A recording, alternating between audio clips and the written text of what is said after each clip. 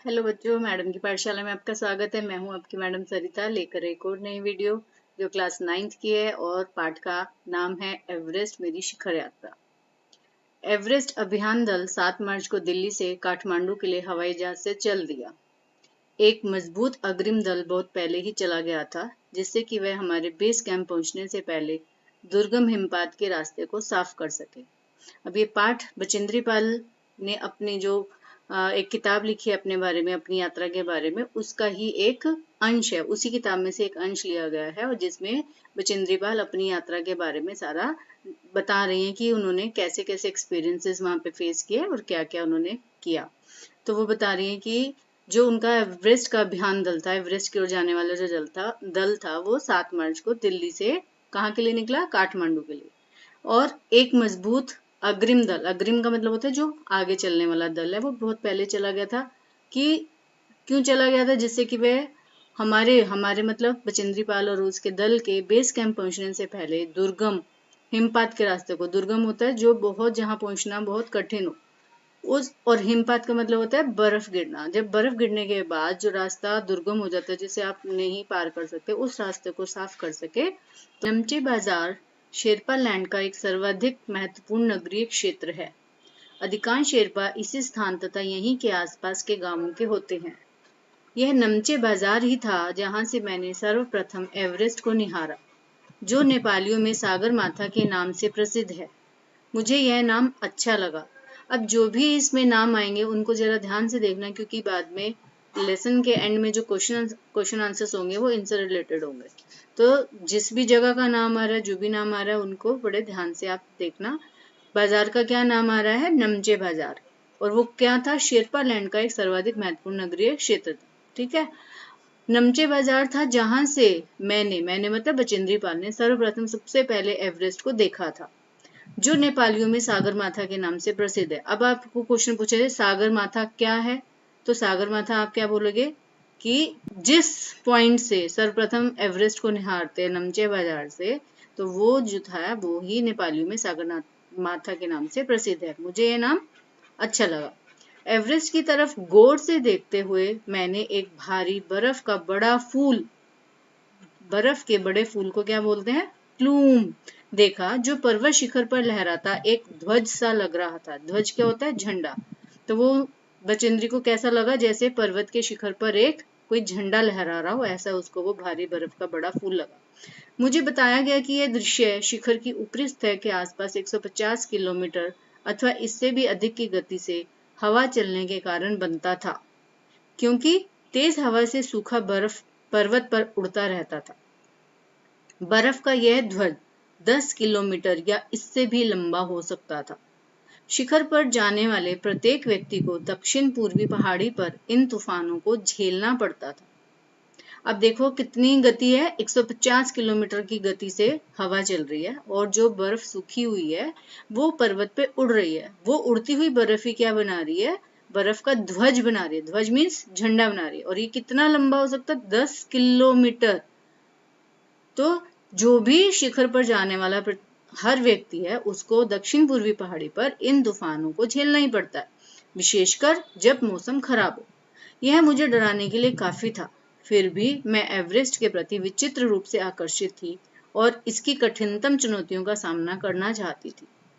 जब हम 26 मार्च को पैरिच पहुंचे, हमें हिमस्खलन के कारण हुई एक शेरपा कुली की मृत्यु का दुखद समाचार मिला।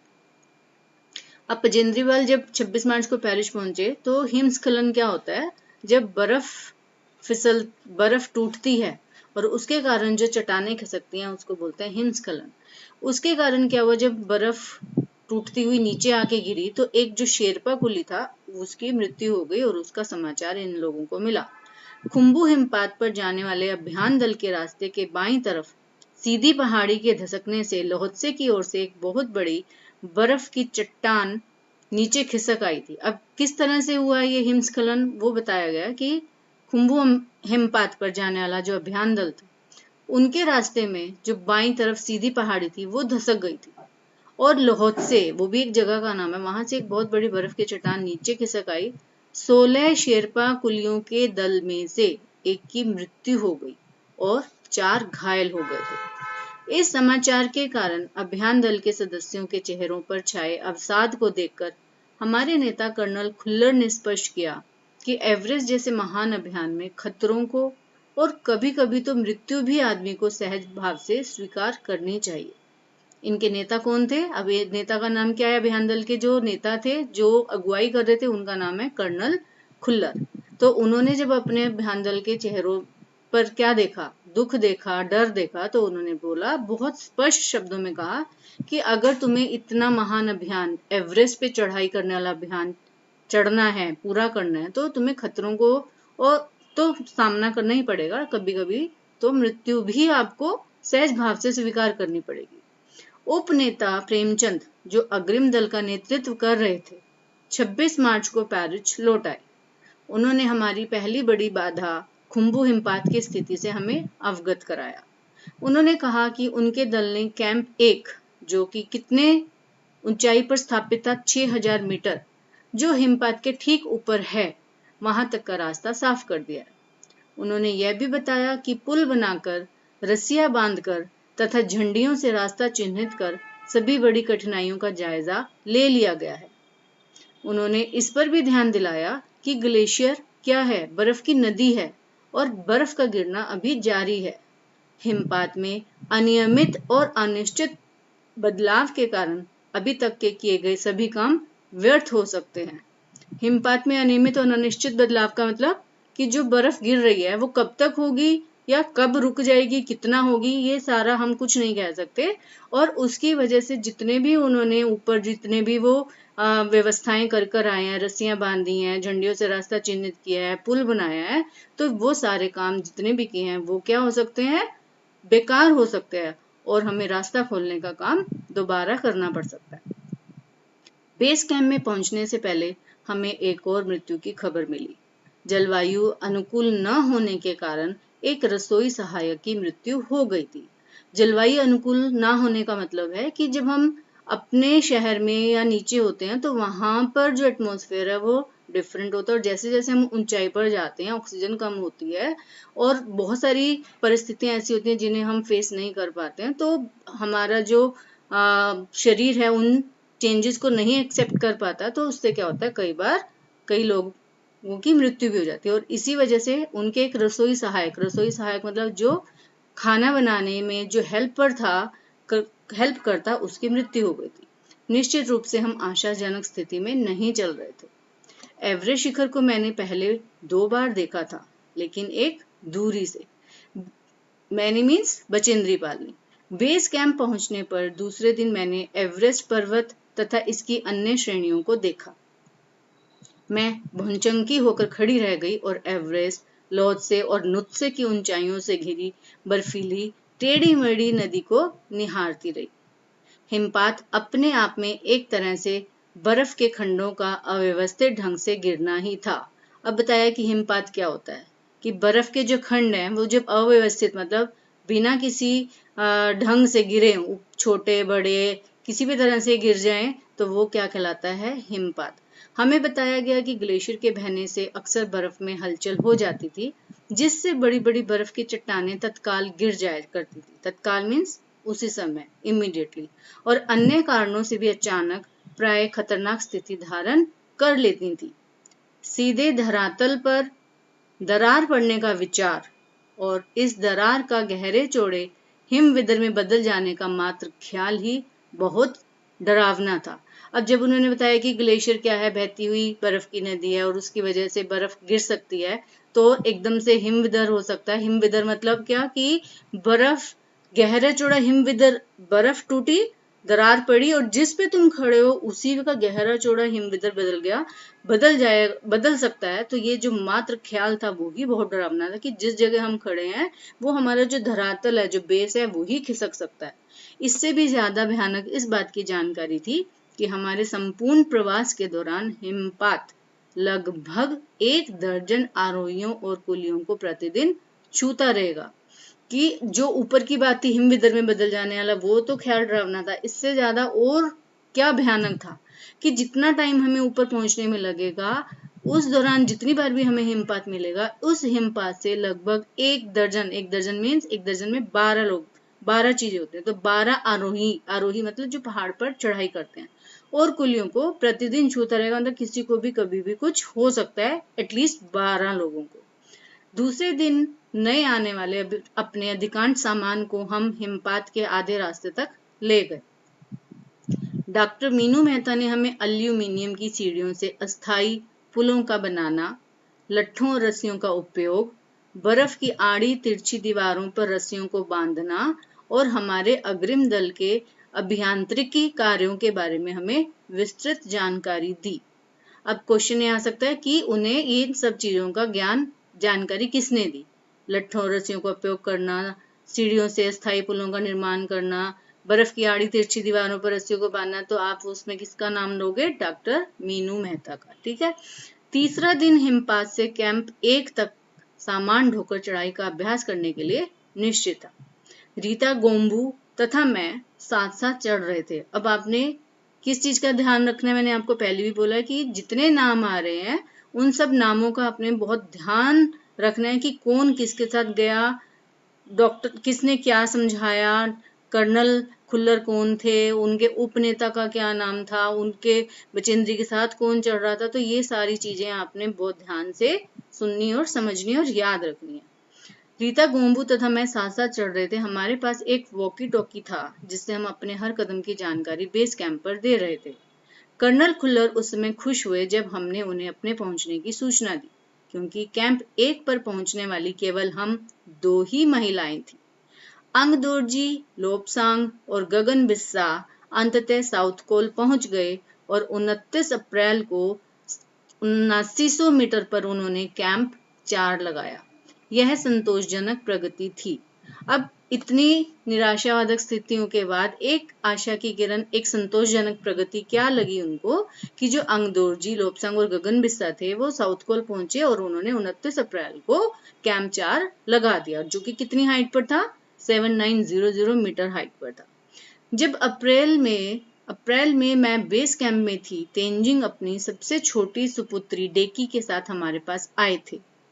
उन्होंने इस बात पर विशेष महत्व दिया कि दल के प्रत्येक सदस्य और प्रत्येक शेरपा कुली से बातचीत की जाए। जब मेरी बारी आई, मैंने अपना परिचय यह कहकर दिया कि मैं बिल्कुल ही नौसिखिया हूँ। नौसिखिया का मतलब क्या होता है? नया नया जिसने कुछ सीखा हो। और एवरेस्ट मेरा पहला अभियान है। तेंजिंग हंसे और मुझसे कहा कि एवरेस्ट उनके लिए भी पहला अभियान है, लेकिन यह भी स्पष्ट किया कि शिखर पर पहुंचने से पहले उन्हें 7 बार एवरेस्ट पर जाना पड़ा था। फिर अपना हाथ मेरे कंधे पर रखते उन्होंने कहा, तुम एक पक्की पर्वतीय लड़की लगती हो, तुम्हें तो शिखर पर पहले ही प्रयास में पहुंच जाना चाहिए।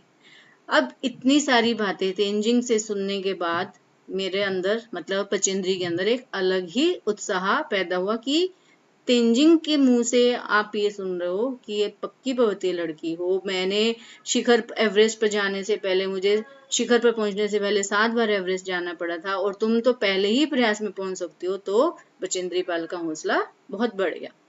15-16 मई 1984 को बुद्ध पूर्णिमा के दिन मैं लोहसे की बर्फीली सीधी ढलान पर लगाए गए सुंदर रंगीन नायलॉन के बने तंबू के कैंप 3 में थी। कैंप में 10 और व्यक्ति थे, तो टोटल हो गए 11 लोग कैंप में। लोपसांग तशारिंग मेरे तंबू में थे, एंडी शेरपा तथा 8 अन्य शरीर से मजबूत और ऊंचाइयों में रहने वाले शेरपा दूसरे तंबुओं में थे। अब ये भी आपने याद रखना है कि कौन से तंबू में कौन था, ठीक है, किसके साथ कौन था।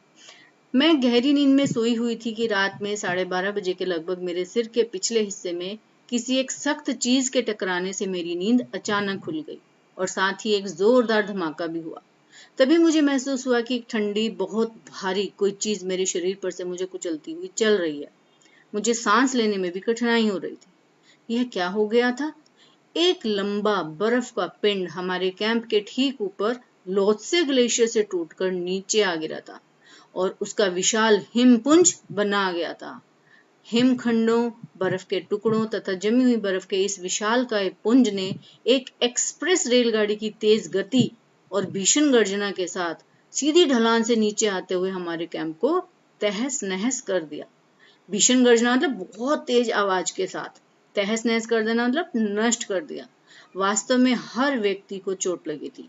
यह एक आश्चर्य था कि किसी की मृत्यु नहीं हुई थी कि वो इतनी तेज एक्सप्रेस रेलगाड़ी की तेज गति से आया, इतनी आवाज के साथ सीधी ढलान से एक बर्फ के जो टुकड़े थे, जमे हुए बर्फ के टुकड़े आए, विशालकाय पुंज आया और उसने क्या किया, हमारे कैंप को नष्ट कर दिया। बट क्या अच्छी बात क्या रही कि किसी की मृत्यु नहीं हुई।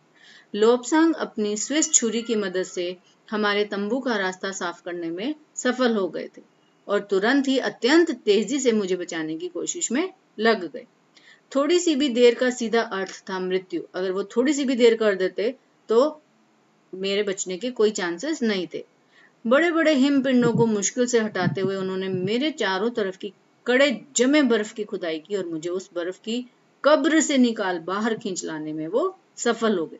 मतलब वो इतनी ज्यादा बर्फ थी कि इस तरह से लग रहा था कि बर्फ की कब्र में ही मैं धंस गई। बट जो लोब्सांग थे उन्होंने बहुत मुश्किल से उनके चारों तरफ कड़े जमे बर्फ की खुदाई की और उन्हें बाहर खींच लिया।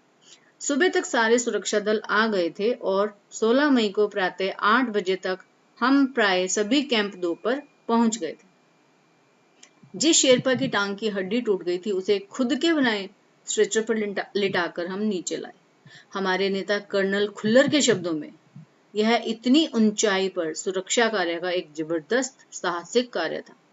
अब किसी अपने आप चलना बर्फ में मुश्किल है, लेकिन अपने साथ साथ किसी और घायल व्यक्ति को खुद के बनाए हुए स्ट्रेचर पर लिटाकर ऐसे हालातों में नीचे लेके आना, वो बहुत ही जबरदस्त साहसिक कार्य था और इसकी हमारे जो नेता थे कर्नल खुल्लर ने उसकी प्रशंसा की। सभी 9 पुरुष सदस्यों को चोटों अथवा टूटी हड्डियों आदि के कारण बेस कैंप में भेजना पड़ा। तभी कर्नल खुल्लर मेरी तरफ मुड़कर कहने लगे, क्या तुम भयभीत थी? भयभीत मतलब डरी हुई थी? जी हाँ, मैंने जवाब दिया। हाँ, इतना सारा कुछ देख के किसी को भी डर लगेगा। क्या तुम वापस जाना चाहोगी? उन्होंने पूछा। जाना है? नहीं, मैंने बिना किसी हिचकिचाहट के उत्तर दिया कि डर तो लगा लेकिन मैं वापस नहीं जाना चाहूंगी। जैसे ही मैं साउथ कोल कैंप पहुंची, मैंने अगले दिन की अपनी महत्वपूर्ण चढ़ाई की तैयारी शुरू कर दी। मैंने खाना, कुकिंग गैस तथा कुछ ऑक्सीजन सिलेंडर इकट्ठे किए। जब दोपहर 1:30 बजे बिस्सा आया, उसने मुझे चाय के लिए पानी गर्म करते देखा। की, जय और मीनू अभी बहुत पीछे थे। ये कौन है? उनके ही अभियान दल के सदस्यों के नाम हैं। 3 लोगों के क्या क्या हैं? की, जय और मीनू। मैं चिंतित थी क्योंकि मुझे अगले दिन उनके साथ ही चढ़ाई करनी थी। वे धीरे धीरे आ रहे थे क्योंकि वे भारी बोझ लेकर और बिना ऑक्सीजन के चल रहे थे। आपको मालूम होगा जैसे जैसे हम हायर लेवल पे जाते हैं, ऑक्सीजन का लेवल जो होता है वो मात्रा जो है वो कम होती जाती है और हमें सांस लेने में दिक्कत आती है। इसीलिए जो भी पहाड़ बहुत ऊंचाई पर जाते हैं वो अपने साथ ऑक्सीजन सिलेंडर लेकर जाते हैं। पर जो वो ये 3 सदस्य थे, उनके पास एक तो सामान बहुत था, भारी सामान था और साथ ही उनके पास ऑक्सीजन के सिलेंडर भी नहीं थे, वो बिना ऑक्सीजन के चल रहे थे। दोपहर बाद मैंने अपने दल के दूसरे सदस्यों की मदद करने और अपने एक थर्मस को जूस से और दूसरे को गर्म चाय से भरने के लिए नीचे जाने का निश्चय किया। मैंने बर्फीली हवा में ही तंबू से बाहर कदम रखा। जैसे ही मैं कैंप क्षेत्र से बाहर आ रही थी, मेरी मुलाकात मीनू से हुई। की और जय अभी कुछ पीछे थे। मुझे जय जिनेवा स्पर की चोटी से ठीक नीचे मिला। उसने कृतज्ञता पूर्वक चाय वगैरह पी। कृतज्ञता पूर्वक मतलब किसी का एहसान मानते हुए, किसी को आदर देते हुए कहना, अच्छा आपने हमारे लिए कुछ किया, उसको धन्यवाद कहते हुए उसने चाय वगैरह पी। लेकिन मुझे और आगे जाने से रोकने की भी कोशिश की, मगर मुझे की से भी मिलना था। थोड़ा सा और आगे नीचे उतरने पर मैंने की को देखा। वह मुझे देखकर हक्का बक्का रह गया। तुमने इतनी बड़ी जोखिम क्यों ली बचेंद्री? मैंने उसे दृढ़ता पूर्वक कहा। मैं भी औरों की तरह एक पर्वतारोही हूँ, इसलिए इस दल में आई हूँ। शारीरिक रूप से भी मैं ठीक हूँ, इसलिए मुझे अपने दल के सदस्यों की मदद क्यों नहीं करनी चाहिए? की हंसा और उसने पेय पदार्थ से प्यास बुझाई। पेय पदार्थ क्या होता है? पीने वाला पदार्थ, जैसे कि वो क्या लेकर आई थी अपने साथ? चाय और जूस। लेकिन उसने मुझे अपना किट ले जाने नहीं दिया। थोड़ी देर बाद साउथ कोल कैंप से लाहटू और बिस्सा हमें मिलने नीचे उतर आए और हम सब साउथ कोल पर जैसी भी सुरक्षा और आराम की जगह उपलब्ध थी उस पर लौट आए। साउथ कोल पृथ्वी पर बहुत अधिक कठोर जगह के नाम से प्रसिद्ध है। अब ये क्वेश्चन भी आ सकता है कि पृथ्वी पर कौन सी जगह सबसे अधिक कठोर के नाम से प्रसिद्ध है, तो उसका आंसर आप क्या दोगे? South pole. अगले दिन मैं सुबह 4 बजे उठ गई, बर्फ पिघलाया और चाय बनाई। अब ऊपर इतने उसमें ठंड में पानी तो था नहीं, सब चारों तरफ बर्फ थी, तो अब बर्फ से ही उसने क्या किया? चाय बनाई। कैसे? पहले बर्फ पिघलाई और फिर चाय बनाई। कुछ बिस्कुट और आधी चॉकलेट का हल्का नाश्ता करने के बाद मैं लगभग 5:30 बजे अपने तंबू से निकल पड़ी। अंगदोर्जी बाहर खड़ा था और कोई आसपास नहीं था। अंगदोर्जी बिना ऑक्सीजन के ही चढ़ाई करने वाला था, लेकिन इसके कारण उसके पैर ठंडे पड़ जाते थे, इसलिए वह ऊंचाई पर लंबे समय तक खुले में और रात्रि में शिखर कैंप पर नहीं जाना चाहता था। इसलिए उसे या तो उसी दिन चोटी तक चढ़कर साउथ पोल पर वापस आ जाना था अथवा अपने प्रयास को छोड़ देना था। वह तुरंत ही चढ़ाई शुरू करना चाहता था और उसने मुझसे पूछा, क्या मैं उसके साथ जाना चाहूंगी? एक ही दिन में साउथ पोल से चोटी तक जाना और वापस आना बहुत कठिन और श्रम साध्य होगा। श्रम साध्य मतलब बहुत उसमें परिश्रम लगेगी। इसके अलावा यदि अंगदोर्जी के पैर ठंडे पड़ गए तो उसके लौट कर आने का भी जोखिम था। जोखिम मतलब खतरा था। मुझे फिर भी अंगदोर्जी पर विश्वास था और साथ साथ मैं आरोहण की क्षमता तो पहाड़ पर चढ़ने की जो उसकी कैपेसिटी थी, क्षमता थी, और कर्मठता के बारे में भी आश्वस्त थी। मतलब मुझे भरोसा था कि हाँ, हो जाएगा। अन्य कोई भी व्यक्ति इस समय साथ चलने के लिए तैयार नहीं था। सुबह 6:20 पर जब अंगदोर्जी और मैं साउथ पोल से बाहर आ निकले तो दिन ऊपर चढ़ आया था। हल्की हल्की हवा चल रही थी, लेकिन ठंड भी बहुत अधिक थी। मैं अपने आरोही उपस्कर में काफी सुरक्षित और गर्म थी। हमने बगैर रस्सी के ही चढ़ाई की। अंगदोर्जी एक निश्चित गति से ऊपर चढ़ते गए। निश्चित गति मतलब एक उन्होंने कांस्टेंट अपनी स्पीड बढ़ाई हुई थी कि एक उस पर वो ऊपर चढ़ रहे थे और मुझे भी उनके साथ चलने में कोई कठिनाई नहीं हुई। जमे हुए बर्फ की सीधी व ढलाऊ चट्टानें इतनी सख्त और भुरभुरी थी मानो शीशे की चादरें बिछी हों। हमें बर्फ काटने के फावड़े का इस्तेमाल करना ही पड़ा और मुझे इतनी सख्ती से फावड़ा चलाना पड़ा जिससे कि उस जमे हुए बर्फ की धरती को फावड़े के दांत काट सकें। मैंने उन खतरनाक स्थलों पर हर कदम अच्छी तरह सोच समझ कर उठाया।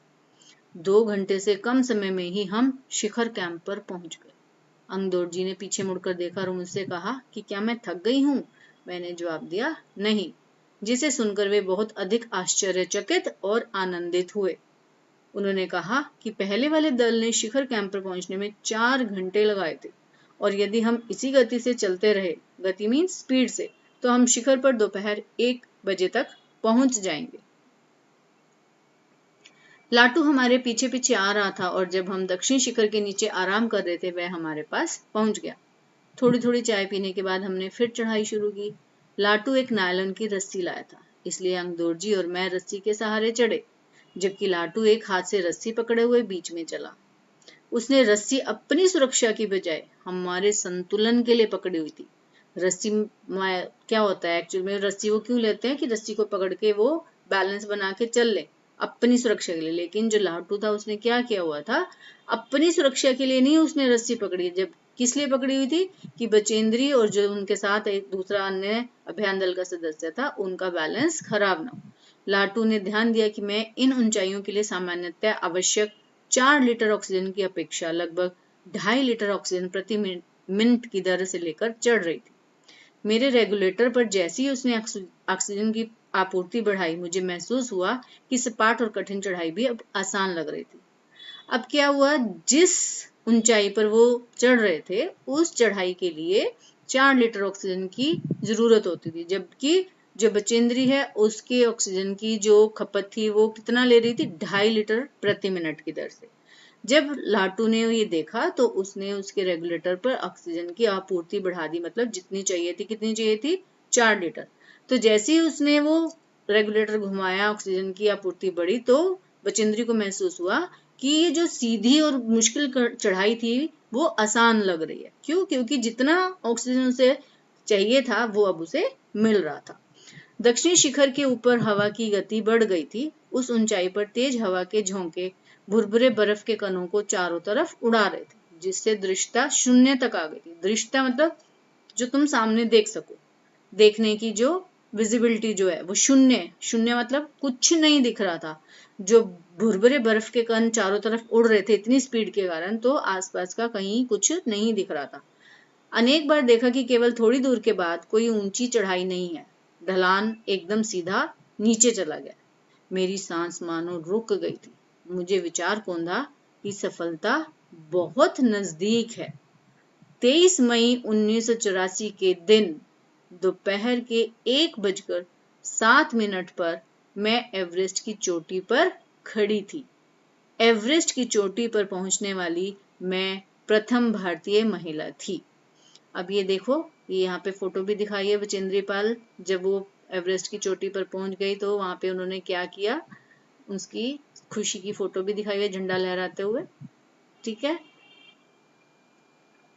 एवरेस्ट शंकु की चोटी पर इतनी जगह नहीं थी कि दो व्यक्ति साथ साथ खड़े हो सके। चारों तरफ हजारों मीटर लंबी सीधी ढलान को देखते हुए हमारे सामने प्रश्न सुरक्षा का था। मतलब इतनी जगह नहीं थी कि दो व्यक्ति साथ साथ खड़े होते, वो इतना ज्यादा ऐसे स्लैंट पे था। तो और क्या थी, सीधी ऐसे नीचे हजारों मीटर लंबी सीधी ढलान थी। अब ये सारा देख के उनके सामने सुरक्षा का प्रश्न था, मतलब कि कैसे सेफ रहेंगे, अगर हम इकट्ठे दो लोग तो यहाँ खड़े नहीं हो सकते। हमने पहले बर्फ के फावड़े से बर्फ की खुदाई कर अपने आप को सुरक्षित रूप से स्थिर किया। तो इसलिए हमने पहले क्या किया कि फावड़ा लिया और बर्फ की खुदाई की और उसको अपने को सुरक्षित किया और बैलेंस किया। इसके बाद मैं अपने घुटनों के बल बैठी, बर्फ पर अपने माथे को लगाकर मैंने सागर माथे के ताज का चुम्बन लिया। चुम्बन लिया मतलब मैंने उसको चूमा, माथे को नीचे लगाया, जैसे मंदिर को कोई जाता है, मंदिर में माथा टेक कर चूमता है, ऐसे किया। बिना उठे ही मैंने अपने थैले से दुर्गा माँ का चित्र और हनुमान चालीसा निकाला। अब उसके बाद क्या किया बचेंद्री ने, वो अपने साथ अपने थैले में दुर्गा माँ का चित्र ले गई थी और हनुमान चालीसा भी ले गई थी। तो उन्होंने वैसे झुके झुके ही दोनों चीजें बाहर निकाली। मैंने इनको अपने साथ लाल कपड़े में लपेटा, छोटी सी पूजा अर्चना की और इनको बर्फ में दबा दिया। आनंद के इस क्षण में मुझे अपने माता पिता का ध्यान आया। आनंद का इस क्षण मतलब यू कैन इमेजिन कि कितनी खुशी हुई होगी उनको उस समय, जब वो एवरेस्ट के शिखर पर चढ़ गई, पहली भारतीय महिला बन गई, और कितना उनको एक्साइटमेंट हुआ होगा, कितनी खुशी हुई होगी कि अब इस समय उनको अपने माता पिता का ध्यान आया। जैसे मैं उठी, मैंने अपने हाथ जोड़े और मैं अपने रज्जू नेता अंग दोर्जी के प्रति आदर भाव से झुकी।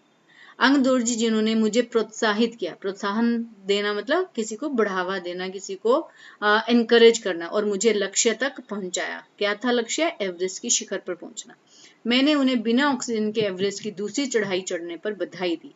अब वो ऐसे व्यक्ति थे जो बिना ऑक्सीजन के चढ़ते थे, और ये जो उनकी चढ़ाई थी वो एवरेस्ट पर दूसरी चढ़ाई थी, वो भी बिना ऑक्सीजन के, तो इसलिए मैंने उनको बधाई दी। उन्होंने मुझे गले से लगाया और मेरे कानों में फुसफुसाया। फुसफुसाया मतलब धीरे से कहा, दीदी तुमने अच्छी चढ़ाई की, मैं बहुत प्रसन्न हूँ। कुछ देर बाद सोनम पुलजर पहुंचे और उन्होंने फोटो लेने शुरू कर दी। इस समय तक लाटू ने हमारे नेता को एवरेस्ट पर हम चारों के होने की सूचना दे दी थी। तब मेरे हाथ में वॉकी टॉकी दिया गया। कर्नल खुल्लर हमारी सफलता से बहुत प्रसन्न थे। मुझे बधाई देते हुए उन्होंने कहा, मैं तुम्हारी इस अनूठी उपलब्धि के लिए तुम्हारे माता पिता को बधाई देना चाहूंगा। अनूठी उपलब्धि मतलब कि बिल्कुल आश्चर्यजनक जो तुमने हासिल किया है, जो काम तुमने कर दिखाया है, वो अनोखा है, और उस काम के लिए मैं तुम्हारे माता पिता को बधाई देना चाहूंगा। वे बोले कि देश को तुम पर गर्व है और अब तुम ऐसे संसार में वापस जाओगी जो तुम्हारे अपने पीछे छोड़े हुए संसार से एकदम भिन्न होगा। अब उन्होंने बोला, जब तुम आई थी तब तुम्हें कोई नहीं जानता था, जब तुम छोड़ के आई थी संसार तब वो एक अलग था, लेकिन अब जब तुम संसार में जाओगी वो तुम्हारे लिए अलग होगा। क्यों? क्योंकि अब तुम संसार भारत की पहली महिला हो जो एवरेस्ट के शिखर पर पहुंची हो, तो तुम्हारा अलग ही आदर सम्मान तुम्हें दिया जाएगा। और इस तरह से ये हमारा पाठ खत्म होता है यहीं पर। आई होप आपको अच्छे से समझ में आया होगा। मिलती हूँ जल्द ही नई वीडियो के साथ। Till then bye. हाँ, और उससे पहले मेरे चैनल को लाइक कीजिए, शेयर कीजिए, सब्सक्राइब कीजिए, और ऐसे ही पढ़ते रहिए और अपनी नॉलेज को बढ़ाते रहिए। मिलती हूँ जल्द ही नई वीडियो के साथ। Till then bye.